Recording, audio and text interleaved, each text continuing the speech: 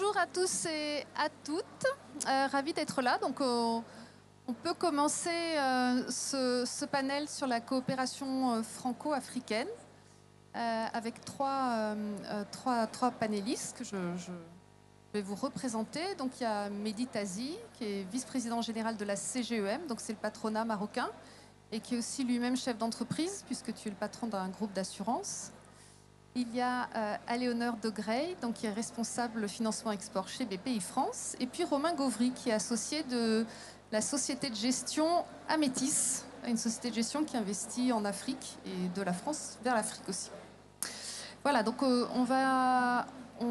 nos panélistes vont nous parler des différentes formes de coopération, comment des banques, des investisseurs, des États, des syndicats professionnels peuvent aider le développement de cette coopération franco-africaine. Alors peut-être un premier état des coopérations en disant qu'il y a évidemment beaucoup d'entreprises françaises qui investissent en Afrique. Entre 2012 et 2022, il y a eu une croissance de 50% des investissements français en Afrique. Il y a aussi des investissements de l'Afrique vers la France. Mais les coopérations ne sont pas toujours faciles. Et dans les marchés africains, il y a des hauts et des bas. Donc je voudrais d'abord peut-être, Mehdi, si tu pouvais commencer par justement nous brosser le paysage et ce qui s'est passé durant ces dernières années sur le marché du financement, par exemple, en Afrique. Merci Isabelle, ravi d'être parmi vous. La question du financement en Afrique et la question du développement des entreprises internationales intra-africaines ou de l'extérieur vers l'Afrique est évidemment un sujet important parce que nos économies souffrent d'un développement dans beaucoup de secteurs, tous les secteurs. On a des potentiels de croissance un peu partout. Santé, infrastructure, finance elle-même, etc. Tout est sujet à développement. Et je pense que les grands challenges auxquels font face les entreprises internationales qui cherchent à aller dans nos territoires sont, le sujet du financement.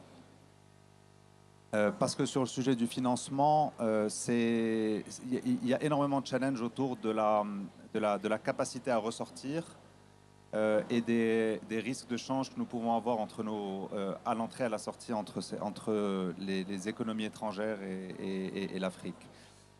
Nous avons des sujets autour des infrastructures, par exemple, qui sont importantes. Il est plus facile de faire bouger des services que de faire bouger des biens. Mais malgré ça, et je pense qu'on peut s'étaler largement sur ces sujets, mais le pendant de ça, c'est que les perspectives de croissance, mais la croissance réelle qu'on observe dans nos économies est plus importante que les risques auxquels on fait face. Et donc de ce point de vue-là, je le fais moi-même. Je suis opérateur économique investissant dans un certain nombre de pays de notre continent. Et je peux vous garantir qu'entre les plus et les moins, les plus sont bien supérieurs aux défis auxquels on fait face. Merci. Merci Mehdi. Aliénor, tu peux peut-être enchaîner sur ce que vous faites, vous, comment vous financez des projets africains. Donc face en fait à la raréfaction que l'on peut trouver sur le marché du financement en Afrique, la ressource elle est souvent rare ou elle est rare et chère en Afrique. Et il y a des outils pour essayer de pallier à cela. Il y a notamment, je pense, à deux outils. Donc, d'une part, le crédit export et d'autre part, le fonds Maghreb qu'on a lancé il y a quelques semaines. J'y reviendrai.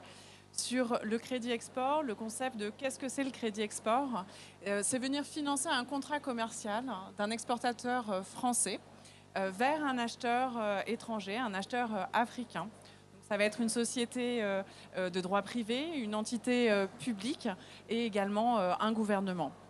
Le sous-jacent, ça va être un bien d'équipement, une usine, une infrastructure ou bien un asset, donc un avion, un bateau.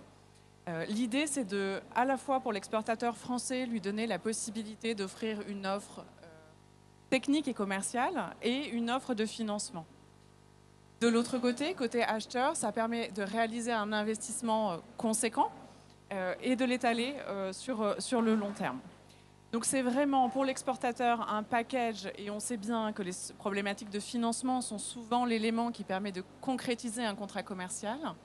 Et du côté de l'acheteur, ça lui permet de faire un investissement conséquent, de commencer sa production et d'avoir un retour sur investissement et de rembourser sur le long terme via ce billet.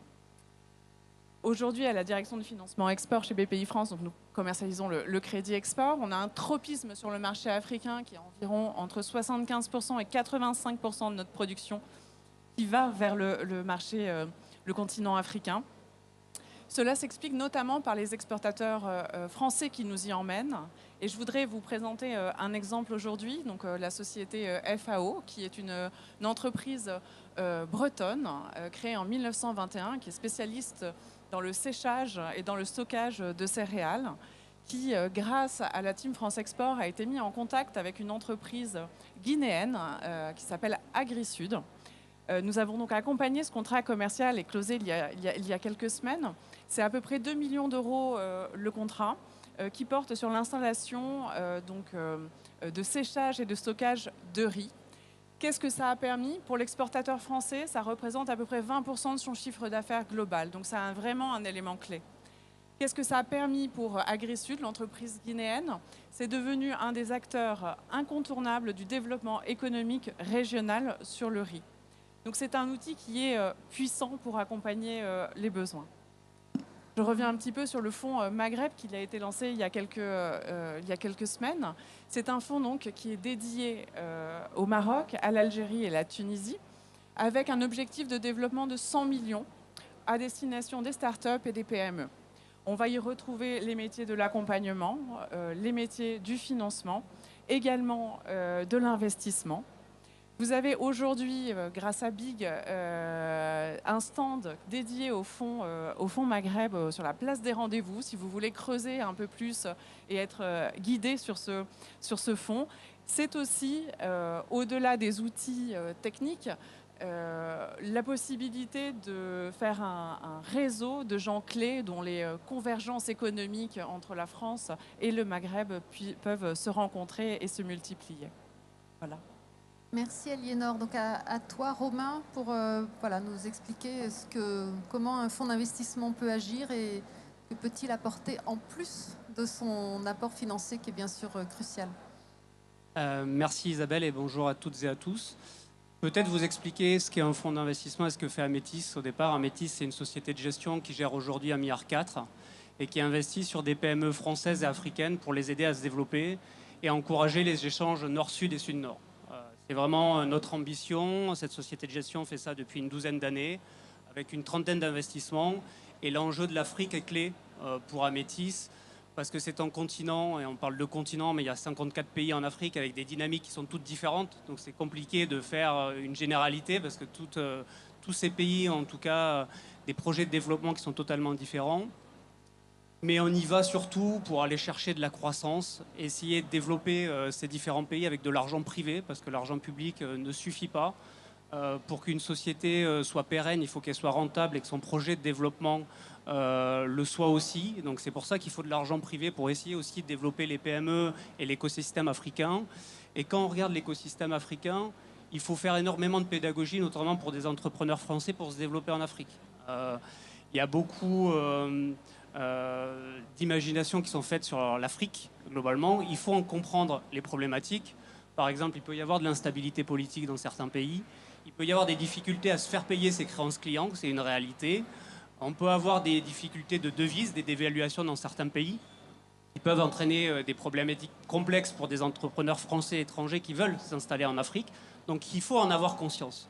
Une fois qu'on a fait ce constat-là, l'Afrique, c'est un territoire d'opportunités immenses.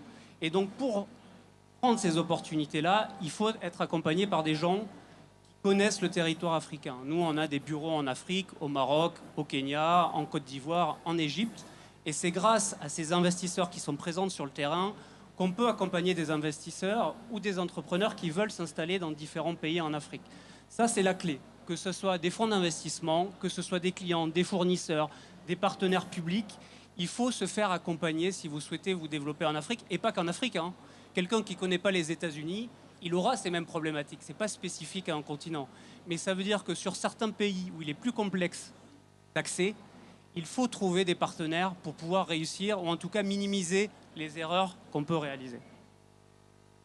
Merci. Donc, et peut-être que je peux vous donner 2 exemples sur ce sujet-là, Isabelle. C'est toujours bien de factualiser.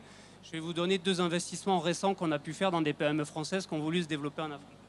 La première société, c'est le groupe Office Automation. C'est une société qui fixe 50 millions d'euros, qui est un distributeur de matériel informatique et bureautique, fait une dizaine de % de croissance par an sur un marché français européen qui n'est pas le plus dynamique, comme vous pouvez le savoir, et qui faisait 15% de son chiffre d'affaires à l'export et notamment en Afrique.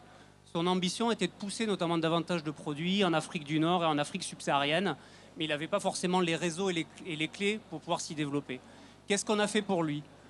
Avec nos bureaux locaux, on a pu identifier des clients, des fournisseurs, des avocats qui pouvaient lui permettre notamment de s'implanter en Côte d'Ivoire. C'était une de ses ambitions-là, pour pouvoir mettre toutes les chances de son côté pour pouvoir y arriver. Depuis 18 mois qu'on a investi dans cette société, le groupe il est passé de 15% de son chiffre d'affaires à l'export à 35%, notamment en Afrique. On n'est pas des magiciens, mais le fait d'aller au contact des gens, parce qu'ils ne sont pas contactés régulièrement, notamment des clients et des fournisseurs en Afrique, quand vous allez la rencontrer, que vous avez des produits et des solutions qui sont différentes, il n'y a pas de secret, vous y arrivez, à faire du volume, notamment dans ces pays-là. Deuxième société, Capital Banking Solutions, qui est un éditeur de logiciels bancaires pour les banques privées, les banques de détail. Il avait un gros enjeu de développement en Afrique et au Moyen-Orient. Nous, on a des connaissances notamment dans beaucoup de banques, dans les domaines des services financiers en Afrique, et on les a mis en contact avec tout un tas de banques ou de microfinances en Afrique.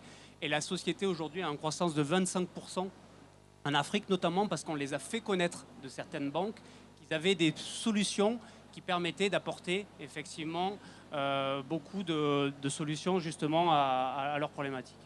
Merci.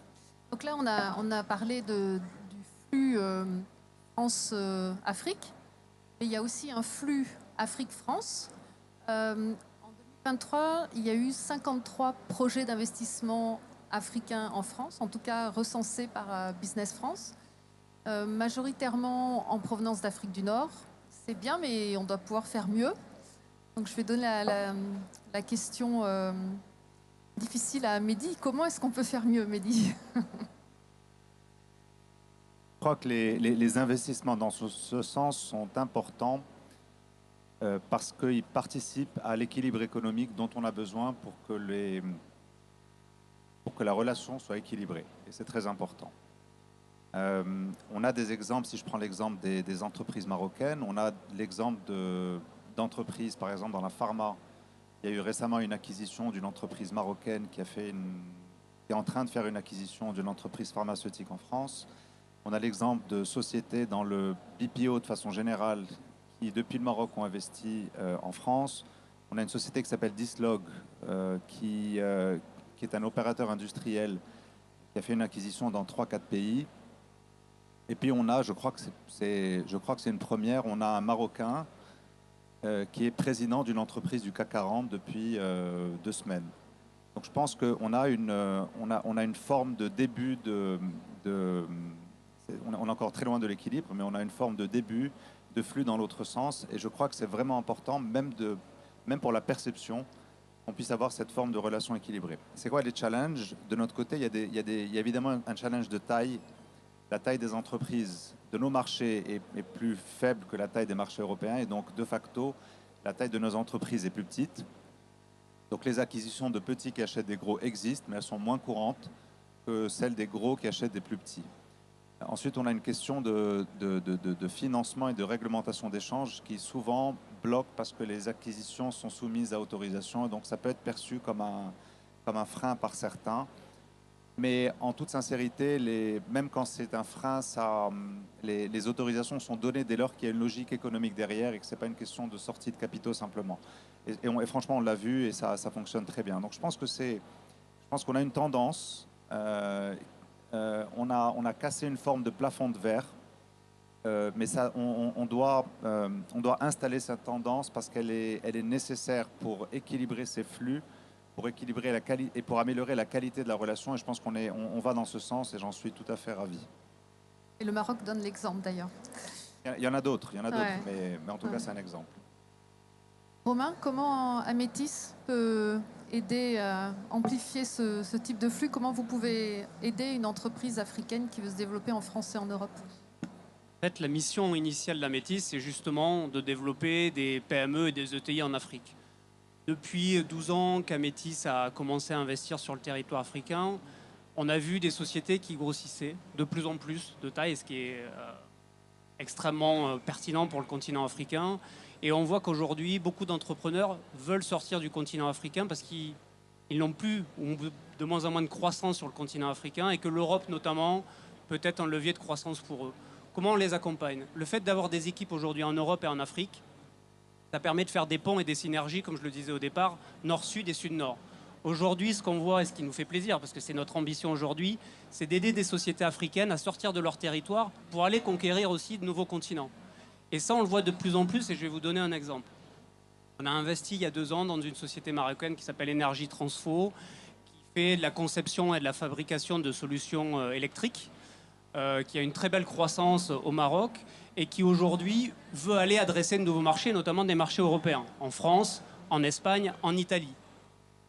Pour quelqu'un qui s'est développé en Afrique, aller sur le continent européen, c'est quelque chose de nouveau. Et il faut donner confiance aux gens de se dire qu'on a les capacités, dès l'instant où on a des produits et des solutions innovantes, que ces solutions vont pouvoir être pertinentes sur d'autres zones géographiques. C'est la même chose que ce soit de l'Europe vers l'Afrique que de l'Afrique vers l'Europe. Mais il faut des acteurs pour pouvoir le faire.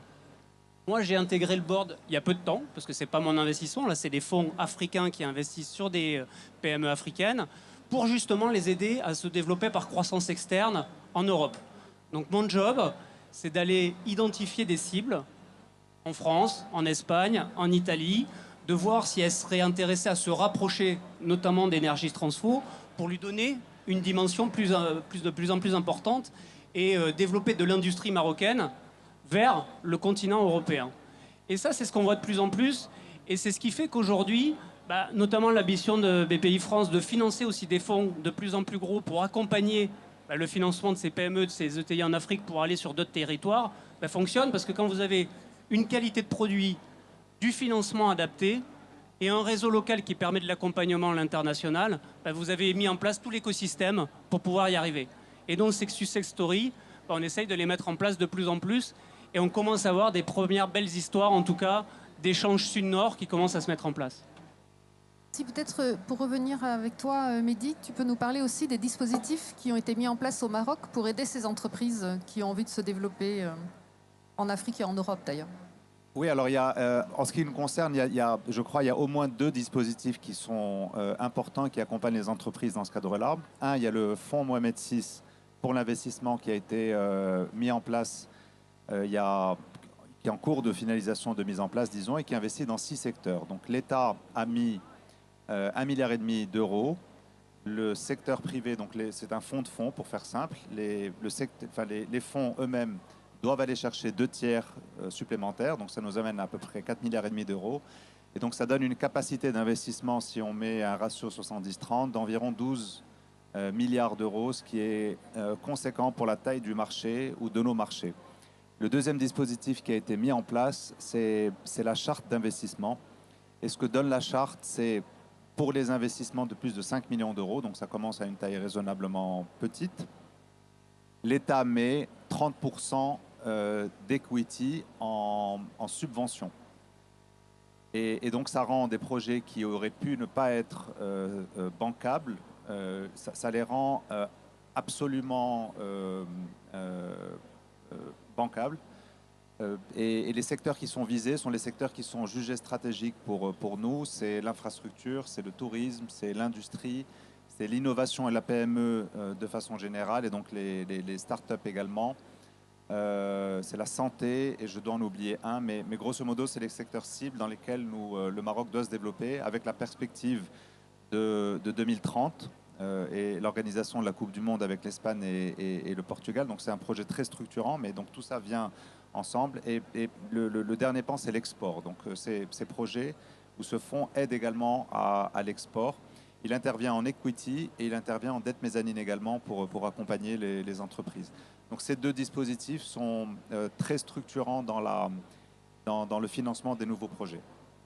Merci. Aliénor, peut-être nous dire nous ce qu'on peut faire, BPI France peut faire quand une entreprise africaine veut s'installer en France. Exactement, donc on a deux réseaux sur lesquels on peut s'appuyer au sein de BPI France. On a un premier réseau qui est implanté en Afrique, donc on a 4 bureaux, un au Maroc, un au Sénégal, un en Côte d'Ivoire et un au Kenya. Ils représentent tous les métiers de BPI France et sont le premier interlocuteur des entreprises africaines qui souhaiteraient en connaître un petit peu plus sur nos dispositifs.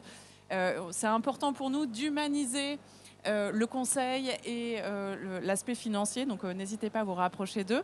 Et d'autre part, le relais qu'on a aussi en France, on a 50 directions régionales qui elles-mêmes ont tous les métiers de BPI France. Donc on pense à l'innovation, on pense au financement, aux garanties, à l'accompagnement, mais également à l'investissement.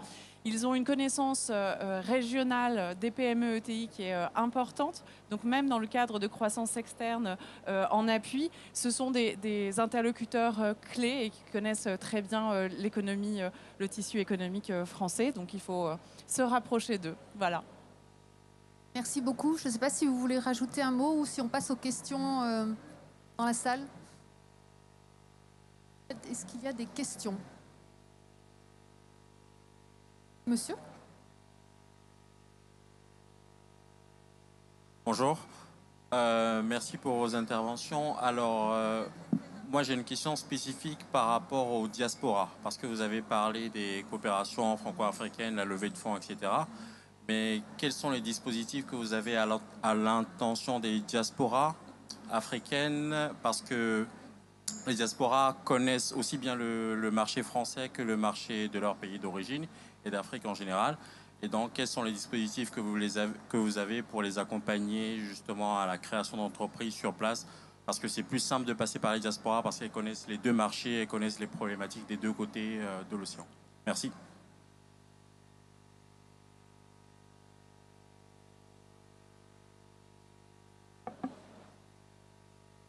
Au sein de la CGEM, nous avons une commission, on appelle ça une commission, qui s'occupe spécifiquement des diasporas. Et d'ailleurs, elles se réunissent à 17h dans le département de la partie internationale. Et donc, ce que fait cette commission, c'est qu'elle anime les diasporas et nous fonctionnons sur deux logiques. Une logique de mise en relation, à la fois soit pour des entreprises marocaines qui vont aller dans le pays de destination de ces diasporas. Et très souvent, on trouve des Marocains qui sont extrêmement bien implantés et qui sont très à même d'aider des entrepreneurs marocains qui veulent s'installer dans le pays où ils sont. Ou dans l'autre sens, quand ces membres de la diaspora veulent s'installer au Maroc, on les accompagne aussi de ce point de vue-là. Et la deuxième chose que nous faisons, c'est nous avons un dispositif de mentorat. Et donc, c'est exactement ce que vous dites, pour les accompagner, parce que souvent, ils pensent connaître le local du local, mais la réalité, c'est qu'après quelques années, on parle encore la langue, mais ça s'arrête à peu près là. Et donc, le dispositif est fait pour ça et ça fonctionne bien. Je vous dis encore une fois, aujourd'hui, ils se retrouvent et je crois que je vais les voir juste après. Donc, c'est un réseau qui est vivant et qui est extrêmement puissant pour nous parce que on a aussi la chance. Les bancs des écoles françaises, par exemple, sont remplis de Marocains qui ont réussi les concours des grandes écoles. Il y en a vraiment beaucoup. Je crois qu'on a de loin, par exemple, la Polytechnique, la plus grande communauté étrangère qui arrive tous les ans. Et donc, c'est des gens qui restent et qui sont très riches, qui sont souvent très bien implantés. Et c'est une vraie richesse pour les entreprises marocaines qui veulent partir ou dans l'autre sens. Tout à l'heure, Aliénor a parlé du fonds Maghreb. Alors, c'est vrai que c'est toujours à destination du Maghreb, et qui est aussi tout à fait adapté pour la diaspora installée en France et qui souhaite justement développer une activité au Maghreb. Alors, dernière question, parce que je vois qu'ensuite, on n'a plus le temps. Merci. Mon nom est Sergei Ouattara, Chambre de commerce Union européenne-Afrique, et je salue ces interventions pertinentes, très pertinentes. Ma question est la suivante. J'ai rejoint l'atelier un peu plus tard, donc excusez-moi si je fais de la redondance. Quelles sont les collaborations que vous faites avec les acteurs locaux, notamment le secteur privé local? Pour notre petite histoire, on a évolué une dizaine d'années à Bruxelles. À partir de Bruxelles, on s'est relocalisé en tant qu'institution sur l'Afrique justement pour appuyer cette problématique d'accès au financement. On a d'ailleurs un véhicule pour la diaspora. Je réponds un petit peu à la question. Mais quelle est la stratégie justement pour pouvoir embarquer les acteurs locaux? Parce qu'en Afrique, il y a des entreprises qui sont performantes, mais parfois elles ne sont pas visibles. Donc justement, dans cette démarche-là d'investissement en Afrique, comment est-ce que vous faites le lien avec le secteur privé local? Je peux prendre la question. Nous, on a des implantations effectivement en Afrique et quasiment un tiers de nos souscripteurs sont des investisseurs privés africains. Donc déjà, à travers notre fonds d'investissement, c'est des gens qui investissent chez nous pour qu'on accompagne les PME africaines dans leur développement, parce qu'on a ce savoir-faire-là, et donc ils nous aident aussi en nous confiant du financement pour accompagner notamment les sociétés africaines. Le deuxième sujet, c'est que dans nos investissements, il y a toujours des co-investisseurs, et souvent des co-investisseurs locaux, soit des personnes physiques qui ont bien réussi, d'anciens entrepreneurs, qui viennent soit nous apporter un savoir-faire, une expertise, ou simplement placer de l'argent au service de l'économie locale. Donc soit de manière directe ou indirecte, la majorité ou une grosse partie des capitaux, on va dire, en Afrique, sont des capitaux privés. Ce qui est une bonne nouvelle. C'est-à-dire que le but, c'est de ne pas être dépendant d'économies publiques qui peuvent changer pour différentes raisons politiques. Plus il y aura de financement privé, notamment en Afrique, plus l'économie sera attractive et ça sera une bonne nouvelle, on va dire, pour tous les entrepreneurs africains. Donc ça, c'est l'objet de se dire, et c'est ce que fait BPI, pour 1 euro public investi, il faut qu'il y ait 1 euro privé. C'est-à-dire de créer de l'effet de levier pour trouver de plus en plus de financement privé, notamment de financement privé locaux. Donc c'est ce qu'on essaye de faire. C'est pas toujours facile, il faut se le dire, mais en tout cas ça va dans le bon sens. Quand on regarde sur les 10-20 dernières années, la proportion de financement privé est de plus en plus prégnante, et on le voit nous dans nos levées de fonds, hein, la part des investissements privés est de plus en plus important. Et donc c'est une bonne nouvelle, et ça veut dire que l'économie africaine, elle est attractive et elle va rester attractive. Merci beaucoup. Je pense qu'on est allé au bout de notre panel. Merci à tous les trois et bon après-midi.